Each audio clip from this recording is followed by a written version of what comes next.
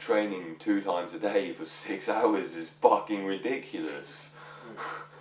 There is a balance to be struck, and we've maybe gone beyond that balance. Good to fucking train, but like 6 hours. Like we did what? 18 hours in 3 days. That's almost a day's worth of training. Like for fuck's sake, come on! I'm not a machine. Like I like to have a beer and a fag and what.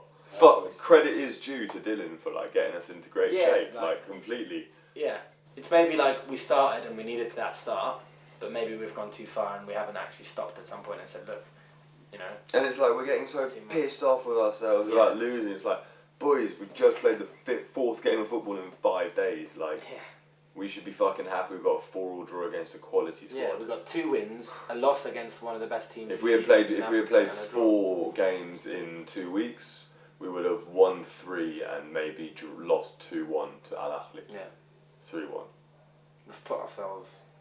We've pushed literally. our bodies to the limit. We've sprinted, not through, into a brick wall. Oh god, a piss up in Tel Aviv, mate. Have a little drink, have a little fun, play some football. From University of London, innit? Played down in Cairo, do you know what I mean? My mate Timmy and all that. Go out with some girls. Go get pissed in Tel Aviv, mate. What is politics anyway? Don't even give a politics. Fuck.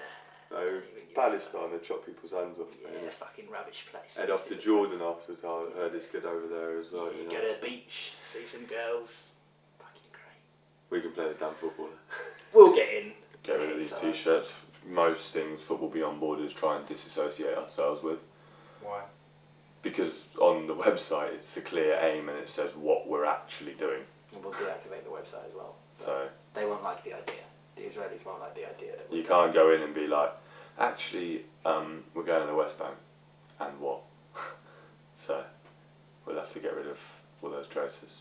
It's a sad state of affairs when there's a country or a state, because I don't include their people necessarily in that, but a state that's so controlling that it won't let a football team come in to play football and to travel and meet people who are being oppressed. It's obvious if they're not letting us do that. It's obvious they've got something to hide, and that means they're doing something wrong. It's completely heartbreaking, and yet that's a state that supposedly is a respectable state. Yeah, I always say I'm the luckiest person in the world because I was very lucky to have the upbringing that I had. I was brought up in a beautiful country with beautiful people in Zimbabwe that are very sincere and very honest and very caring.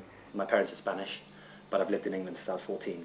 I kind of juggle between a Spanish, Zimbabwean and English identity. I hold a British passport, but I'm proud of my roots and my heritage. I'd definitely say I'm from ex-Yugoslavia, but I've been brought up abroad, so it's hard to say where specifically I come from. I've really grown up in 2 weeks. I can really feel it. I've had no choice. And it's great. And I feel like by doing that I've earned respect from people as well, which is always a great feeling. And I've pushed myself out of my comfort zone. I'm not even going to lie, I have.